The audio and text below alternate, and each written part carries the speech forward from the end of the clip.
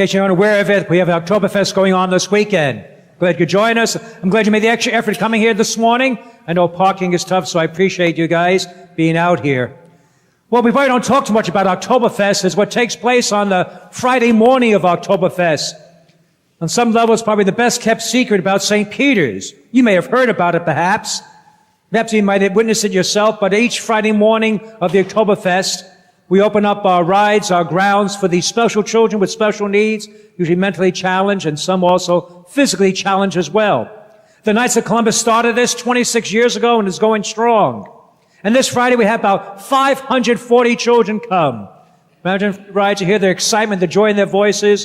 Hear them, I'm going to get cotton candy, all excited, go on the rides and get a nice lunch. And it's really a beautiful, beautiful, beautiful scene. And I admit, all the years I've been here, sometimes I've forgotten to stop and sort of smell the roses, you know. I just have things I got to do and I forget to actually take it all in. But this Friday, they made sure that I was able to just walk around, just observe, just to watch. And about 9:30, they came rolling in with their buses and vans and outpoured out the children. But I also noticed their teachers, their staff, their drivers. So, wow, what a vocation, what a calling. The patience, the kindness, and compassion to work with those children, special. And then I saw our own middle school children who act like the buddies with the kids, going around the rides with them. They didn't mind missing class too much, but anyway, they had a good time. And some were pretty adept at it, and some a little bit reserved, but it was still a great thing for them and worked both ways. Of course, the Knights were busy working, some preparing lunch, some on the grounds, and those who helped them. And even just talking to them, they tell you, well, this is my favorite day of the year. The year? This? And one of the Knights, Chris, said, I take off on work on Friday, because for me, this is the Oktoberfest. And others echo those same feelings. Well, I even watch the carnival workers, and sometimes we look at them a little bit apprehension, a little mistrust, you know. But see how it invoked also in them their kindness and compassion. I watched as they lifted up one adult who couldn't walk, and they carried him, lifted him up and put him on the carousel so he could ride on the little horse. With things like that, it was a beautiful, beautiful scene. It was where things all seems to fall into place, things work out well. And there are mornings like that, you got to sort of keep it in the photo album of your mind. You got to keep that picture in your mind, and you come back to it. Think about it. It's the joys, the laughter, the smiles, and, you know, some things do work out perfectly. Sort of example what Paul told us today in our reading. In our second reading from Paul, if I can find it here, just one moment here. It's an example of it. He says, finally, brothers and sisters, whatever is true, whatever is honorable, whatever is just, whatever is pure, whatever is lovely, whatever is gracious, if there's any excellence, if there's anything worthy of praise, think about these things. Think about these things.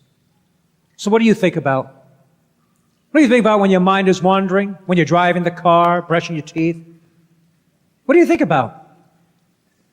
You know, we're sort of wired, we sort of gravitate almost naturally to think about our problems, to think about our slights. We go back there. It's almost a natural pull. Remember, we think about maybe our mistakes, our fears, our should-haves, the things we should have done. There's something about it. Because even the good things in life, they seem to whisper to us. But our struggles, our pains, our hurts, they shout to us. They seem to stick to us longer. Well, you ask any coach of sports, what moves on the emotional scale greater? The joy of victory or the pain of defeat? It's defeat that bothers them more. And that's how we're wired. And so it takes an effort, really takes an effort to think about the blessings, the goodness, and the joys, and to put aside the negativity. Because in life, really, it's not so much what happens to us, it's what we think about what happened to us. That's what does it. It's your attitude. You can only withdraw what you put in. And so Paul's right. Keep your mind, your thoughts on the goodness and the blessings, and things work out well. Lately, I've been swimming lately, and I got up to swimming a mile now. Takes about 6 days, but I'm getting there now. No. Anyway, I'm not a really good swimmer, but I just hang in there, and I'm not so sure I'll be swimming now with this cool weather. I think that's it for now, at least for a while. But swimming, it's what I find most challenging about swimming. It's not so much the effort, the energy, the endurance. It's the boredom of swimming. Because all you're doing is looking at the bottom of a pool, at a black line, and it doesn't change. It's back and forth, steering at the bottom of a pool. See, if you jog outside, you can put on the headset, earphones, listen to music. Or if nothing else, at least the scenery changes. People, there's something to look at. It's better than a black line. And if you work out at a gym, now you have the TV screens to watch, right? But when you swim, it's just a black line. There's nothing to distract you. You are alone with yourself and alone with your thoughts. And I observe myself, the things I think about, what happens. Those mornings when I'm swimming, think about, oh, this thing's going wrong. Oh, this is a problem. That shouldn't have happened. When I'm done swimming, toweling up, I'm in a lousy mood. Because I've been thinking about my problems, and that's how I get out of the water. But when I swim and think about the good things, gee, Notre Dame won last night. They're good. And what I'm going to have for lunch. When I get out of the water, it's a great day. It's a great day. It all depends what you want to focus on. And imagine it's the same for you. Paul's right. Your attitude is controlled by what you think. And so you have to make that effort, that discipline, that I will not think negative. I will not go there. I will not keep pondering on my mistakes, my errors, my failures. I will not think about my ex. I will not think about my boss. I will not think about the pastor. I will think about something good. And that's what I'm going to focus on. And then you find what what Paul says, the joy. A couple weeks ago, I had visited this woman at the hospital. And small slight little woman. What a joyful spirit this woman had. I remember walked in, she first was a little startled seeing a priest. I was wearing a white shirt instead of the black shirt, I guess. And she lives here in DeLand, but due to her age and I think unable to drive, she has not been able to come to church. But she was a strong Catholic. She was Catholic back in the day. She lived in Dunellen, Florida, and she used to attend St. John the Baptist Church, telling me. Said, loved the church, she said, misses it, had a lot of friends, enjoyed it. And then she shared one little story when she was at Mass receiving communion. As I said, she's a small little wisp of a woman. She's behind this rather stout feller. And when Father gave out communion, he didn't even see her. He gave it to the fellow in front of her, then he turned and left because he didn't spot her. So he went back on the altar taking care of business, and she says, here I am all by myself. I'm the only one left. I feel embarrassed. She said, now what do I do? She goes, well, I wanted my communion. So she yelled out, Father Donald! And he turned and he spots her and he fell, oops. So he came down the steps and he gave her communion. And then he leaned over and he gave a little kiss on the cheek, she told me. Huh? So you can almost picture that, this kindly, cheerful woman. And so I thought. And then she began sharing about me that she had to bury her 2 husbands. The first one was no big deal, she said.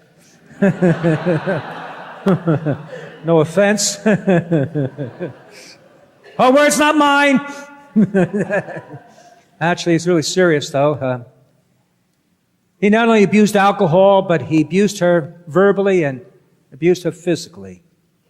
When she went to see the priest told her, get out of there. And so she did. Anyway, he passed away, and then she got remarried, and she said, thanks be to God, it was a beautiful marriage, but he also passed. So many of you are aware about losing spouses, so you know that hurt.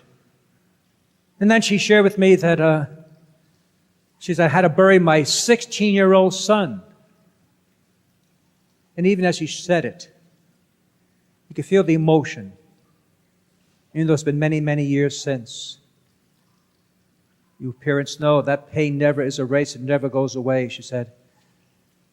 She said, I never thought I would feel a pain as deep as that. But I was wrong. I had to bury my second child, and then I had to bury my third child. So all I have is one left. And I looked at her.